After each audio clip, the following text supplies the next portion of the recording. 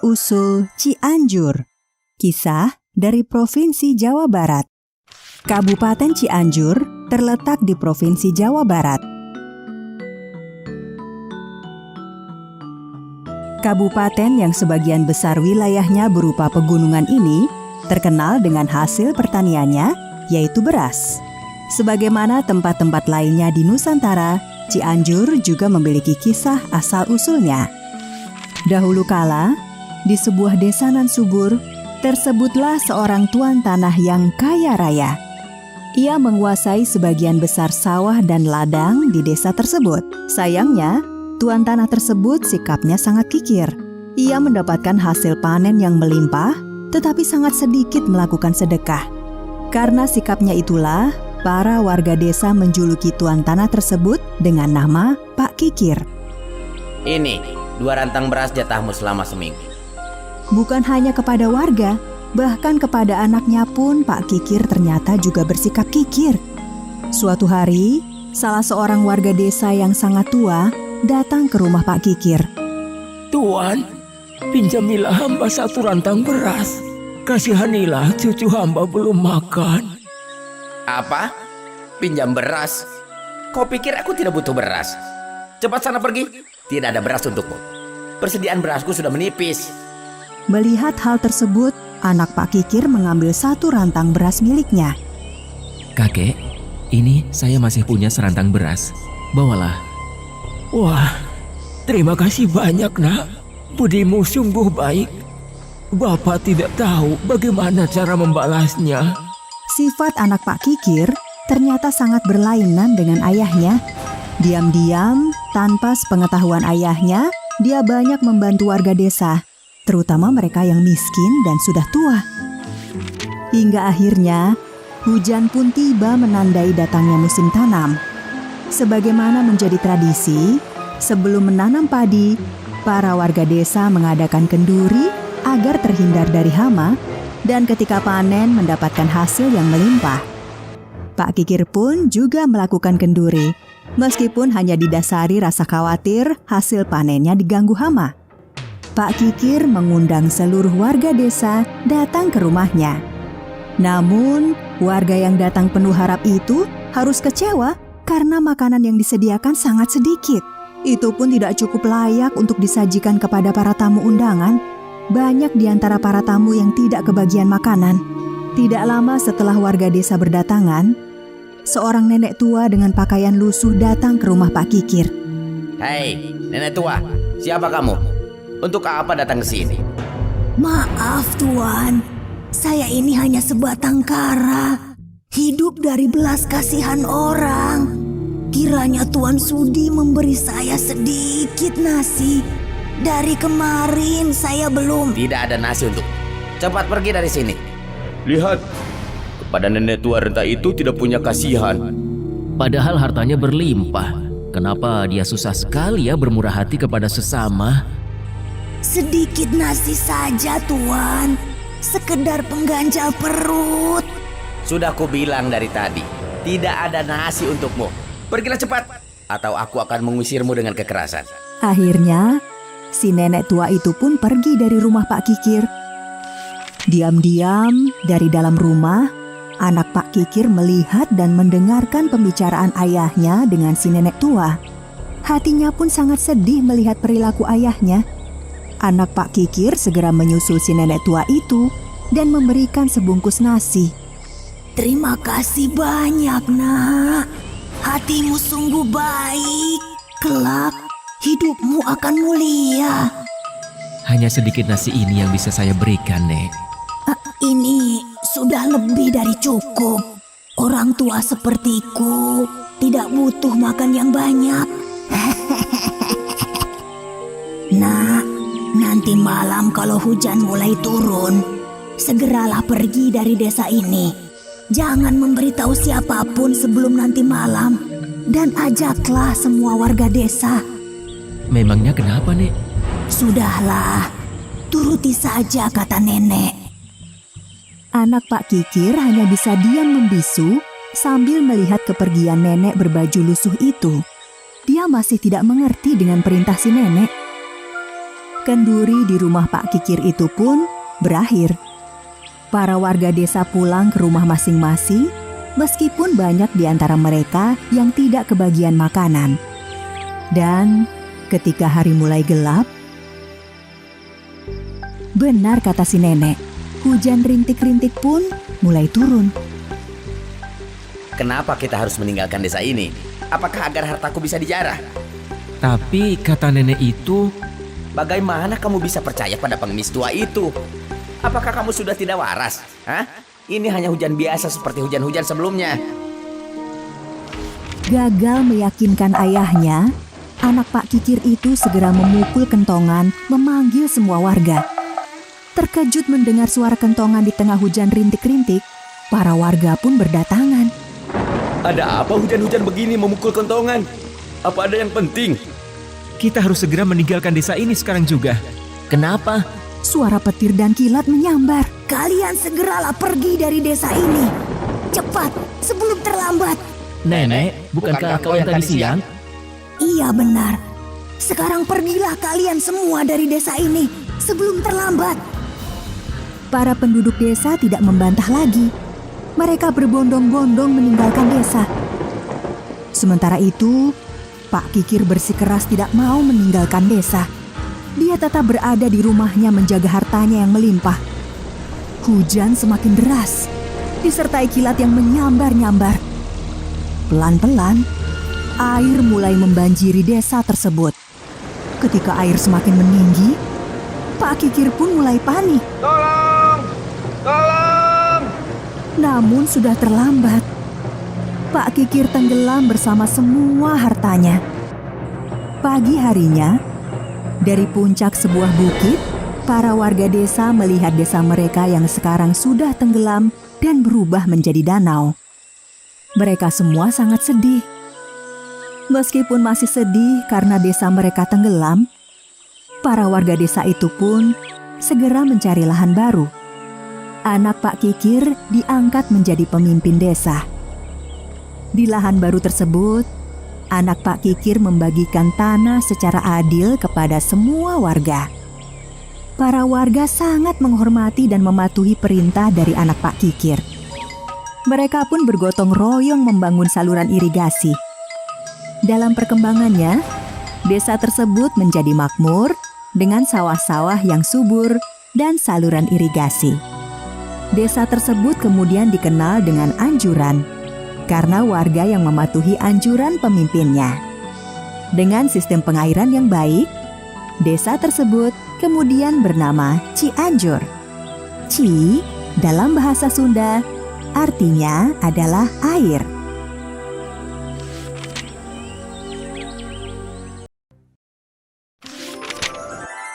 Asal-usul Pulau Mas. Kisah dari Provinsi Jawa Barat. Suatu waktu, terjadilah pertarungan sengit yang berlangsung selama berhari-hari. Ketika itu, Raden Wiralodra bertarung melawan Raja Jin yang sangat sakti. Kisah pertarungan Raden Wiralodra melawan Raden Werdinata itu menjadi bagian cerita rakyat dari Indramayu, Jawa Barat tentang asal-usul Pulau Mas. Pada suatu waktu nan lampau, Indramayu merupakan daerah yang masih berupa hutan lebat. Bukan hanya lebat dan penuh binatang buas, hutan tersebut juga dihuni oleh banyak jin. Hingga suatu hari, datanglah seseorang yang bernama Raden Wiralodra, seorang satria yang berasal dari Jawa bagian tengah. Kedatangan Raden Wiralodra bukanlah tanpa tujuan. Dia bermaksud membuka hutan lebat tersebut untuk dijadikan sebuah kota. Tanpa disadari oleh Raden Wiralodra, dua pasang mata mengawasi kedatangannya. Ketika sedang melihat-lihat keadaan hutan tersebut, Raden Wiralodra dikejutkan oleh kedatangan dua sosok jin yang menyeramkan. Siapakah kalian berdua? Kamilah yang seharusnya bertanya padamu. Benar sekali. Siapa kamu ini dan apa tujuanmu datang ke hutan ini? Namaku Wiralodra. Aku datang ke hutan ini dengan tujuan untuk membukanya sebagai pemukiman. Maaf di sana, hal itu tidak bisa kamu lakukan. Hutan ini adalah kekuasaan para jin. kami tidak akan membiarkan manusia mengusik hutan ini. Kenapa kalian memutuskan seperti ini? Bukankah kita bisa hidup berdampingan tanpa mengusik satu sama lainnya? Kisanak, jika engkau memaksa membuka hutan ini, maka kami akan mencegahnya dengan cara apapun. Sudah ribuan tahun kami mendiami hutan ini dan tidak ada satupun manusia yang berani mengusiknya. Aku datang dengan niat yang baik. Aku datang bukan untuk mengusik kalian para jin. Dan aku tetap pada pendirianku untuk membuka hutan ini. Baiklah, kami terpaksa harus menghentikanmu dengan cara apapun. Bersiaplah. Aku bersiap. Perkelahian manusia melawan jin tidak bisa dielakkan. Ketika perkelahian itu berlangsung dengan seru, sepasang mata tampak sedang mengawasi. Sementara itu, perkelahian tersebut mulai menunjukkan hasilnya. Dua jin yang melawan Raden Wiralodra mulai terdesak. Ketika kedua jin itu semakin terdesak, Ternyata hutan ini terdapat banyak jin. Kamu benar sekali. Ternyata kamu cukup lumayan juga bisa mendesak dua jin itu. Tapi aku tidak yakin jika kamu mampu menghadapi kami bertiga. Jika itu yang seharusnya terjadi, maka aku tidak punya pilihan lain. pertarungan seru manusia melawan jin kembali terjadi. Hanya saja, dua jin yang sudah terdesak itu kini mendapatkan bantuan dari temannya. Meskipun mengeluarkan seluruh kemampuannya, namun tiga jin itu memang bukan lawan sepadan Raden Wiralodra. Pelan tapi pasti, mereka pun mulai terdesak. Meskipun kalah, kami tidak akan menyerah. Kami akan datang lagi dengan bala bantuan yang lebih besar. Tiga jin itu melarikan diri menuju ke sebuah pulau yang berada di sebelah utara hutan. Mereka terbang melintasi sungai dan sampai di sebuah pulau kecil di tengah sungai. Ternyata, mereka menemui Raja Jin yang mendiami pulau tersebut. Kenapa kalian tiba-tiba datang ke sini? Ampun, Paduka. Ada seorang yang bernama Wiralodra datang ke hutan sana. Para jin itu menceritakan tentang kedatangan Raden Wiralodra yang berniat membuka hutan. Mereka juga menceritakan kesaktian Raden Wiralodra yang mampu mengalahkan mereka bertiga. Kurang ajar sekali manusia itu. Berani-beraninya dia mengusik kekuasaanku. Cepat, tunjukkan di mana manusia itu. Aku sendiri yang akan turun tangan menghadapinya. Tidak membutuhkan waktu lama, Raja Jin dan anak buahnya berhasil menemukan keberadaan Raden Wiralodra. Jadi kamu yang bernama Wiralodra? Benar sekali. Dan siapakah kamu ini? Aku adalah Raja Jin, penguasa hutan ini. Kamu tentunya sudah tahu tujuanku kemari. Tiga anak buahmu itu pasti sudah menceritakan tentang apa yang baru saja terjadi. Sepertinya niatmu memang tidak bisa dicegah. Tapi kali ini, kamu akan melawan Raja Jin, bukan jin ingusan seperti mereka bertiga. Baiklah, aku sudah bersiap. Pertarungan kali ini berlangsung lebih sengit. Raja Jin tersebut memiliki kesaktian yang lebih tinggi daripada tiga jin sebelumnya. Mereka pun harus bertarung sangat lama dan melelahkan. Namun akhirnya Raden Wiralodra berhasil mendesak Raja Jin tersebut. Ketika Raja Jin itu mulai terdesak, Hei, kalian jangan diam saja. Cepat bantu aku. Raja Jin yang mulai terdesak kini bisa bernapas agak lega. Bantuan dari tiga jin lainnya membuat pertarungan kembali seimbang. Namun, Raja Jin dan tiga anak buahnya masih belum mampu menandingi Raden Wiralodra. Mereka pun kembali terdesak. Kali ini, Raden Wiralodra tidak memberi mereka kesempatan untuk lolos. Para jin itu semakin kewalahan dan terus terdesak. Hingga akhirnya, para jin itu terdesak hingga ke pantai. Berhenti. Baiklah, aku menyerah. Bagaimana aku yakin kamu benar-benar menyerah? Apakah kamu tidak sedang memikirkan rencana untuk membunuhku dari belakang? Raden Wiralodra, Anda pastinya seorang kesatria. Aku benar-benar menyerah. Aku akan membiarkan Anda membuka hutan ini. Hanya saja, Apakah kamu meminta syarat? sebagai pihak yang kalah, tidak sepantasnya aku meminta syarat. Hanya saja, aku mempunyai sebuah permintaan. Aku ingin mendengar permintaan. Silakan Raden Wiralodra membuka hutan ini. Hanya saja, biarkan saya bersama seluruh bangsa jin dan keluarganya menempati sebuah pulau kecil di sana. Saya berjanji tidak akan mengusik siapapun yang kelak akan menempati hutan ini setelah dibuka. Aku sebagai manusia sudah seharusnya hidup berdampingan secara aman dengan makhluk apapun, baik hewan maupun jin. Tentu saja aku akan mengabulkan permintaanmu. Aku juga berjanji tidak akan mengganggu kalian. Raja Jin dan seluruh anak buahnya pun pergi mengungsi ke pulau kecil di tengah sungai tersebut. Mereka pun hidup tenang tanpa ada gangguan di pulau tersebut. Di kemudian hari, pulau tersebut memancarkan cahaya berwarna kekuningan di malam hari. Orang-orang yang melihatnya kemudian menyebut pulau tersebut dengan nama Pulau Mas.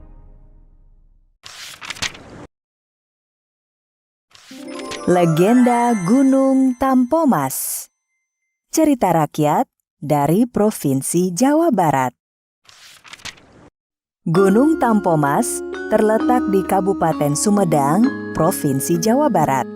Gunung berjenis stratovolcano ini memiliki kisah legenda yang diceritakan secara turun-temurun hingga sekarang.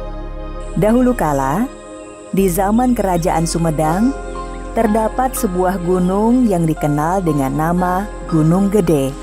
Pada suatu hari, tiba-tiba saja puncak Gunung Gede mengeluarkan asap putih. Hewan-hewan kemudian berlarian meninggalkan lereng Gunung Gede. Bukan hanya itu, tidak lama kemudian, sebuah gempa mengguncang daerah di sekitar Gunung Gede. Gunung Gede itu pun meletus sedemikian hebatnya. Suaranya menggelegar hingga terdengar ke seluruh penjuru Kerajaan Sumedang. Raja Sumedang yang berada di istana pun terkejut dengan suara letusan Gunung Gede. Sementara itu, lahar panas yang menyala-nyala mengalir dari puncak Gunung Gede hingga ke sawah-sawah dan ladang milik penduduk. Sawah yang tinggal menunggu panen itu pun terbakar habis. Letusan itu tidak hanya terjadi sekali, tetapi berulang-ulang selama beberapa hari lamanya. Sedangkan lahar panas terus mengalir seakan-akan tidak mau berhenti.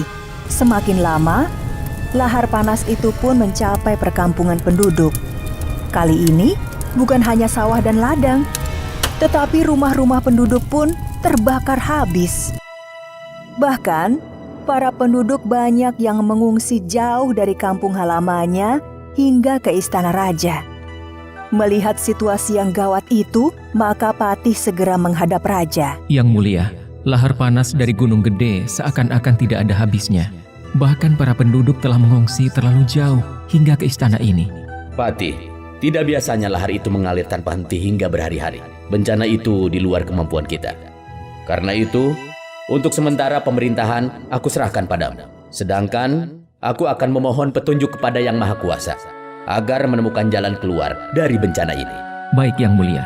Raja Sumedang yang cemas dengan keadaan rakyatnya itu pun memasuki bilik khusus untuk bersemedi. Tengah malam, dalam semedinya yang sangat khusyuk, Raja Sumedang mendapatkan petunjuk. Lemparkan keris emas peninggalan nenek moyangmu ke dalam kawah Gunung Gede. Maka aliran laharnya akan berhenti dan gunung itu akan kembali tenang. Patih, aku mendapatkan sebuah petunjuk. Gunung Gede akan kembali tenang jika kau lemparkan keris ini ke dalam kawahnya. Yang Mulia, biarlah hamba yang melakukannya. Sekarang juga hamba akan ke puncak Gunung Gede dan melemparkan keris emas itu. Tidak, Patih. Keselamatan rakyat adalah tanggung jawabku sebagai raja. Aku sendiri yang akan berangkat ke Gunung Gede. Jika aku tidak selamat, maka kamulah yang bertanggung jawab memegang kendali pemerintahan. Malam itu juga, tanpa membawa pengawal, Raja Sumedang menaiki kudanya menuju Gunung Gede. Hati sang raja sangat sedih melihat rumah-rumah penduduk yang habis terbakar akibat lahar panas Gunung Gede. Ketika perjalanan semakin menanjak, maka Raja Sumedang pun turun dari kudanya. Jika sampai matahari terbit aku tidak kembali, kembalilah ke istana. Patih akan tahu bahwa aku tidak selamat dari gunung itu. Raja Sumedang yang dituntut keselamatan rakyatnya pun segera berlari-lari di antara aliran lahar panas yang membakar. Rasa takutnya telah hilang karena cemas memikirkan nasib rakyat. Perjalanan dengan mempertaruhkan nyawa itu berhasil dilalui oleh Raja Sumedang. Sejenak, ia berdiri di tepi kawah gunung gede yang merah menyala. Kawah Gunung Gede, terimalah keris emas peninggalan nenek moyangku ini. Petunjuk yang didapatkan Raja Sumedang dari hasil bersemedinya ternyata benar. Tidak membutuhkan waktu lama. Kawah yang seolah-olah marah itu perlahan-lahan menjadi tenang. Aliran lahar panas itu pun berhenti. Sementara itu, semburat warna merah telah muncul di langit sebelah timur. Ayo kembali ke istana, tugas kita sudah selesai. Raja Sumedang segera menaiki kudanya menuruni lereng Gunung Gede. Kali ini, tidak ada lagi aliran lahar panas yang menyala-nyala. Gunung Gede sepertinya sudah tenang kembali. Sementara itu, sang patih yang cemas di istana bisa bernafas lega melihat puncak Gunung Gede tidak lagi mengeluarkan lahar panas. Syukurlah, perjuangan yang mulia tidak sia-sia. Gunung Gede itu kembali menjadi tenang dan memberikan kesuburan tanah di sekitarnya. Di kemudian hari, Gunung Gede itu dikenal dengan sebutan Gunung Tampomas. Karena kawah gunung tersebut menerima keris emas peninggalan nenek moyang Raja Sumedang.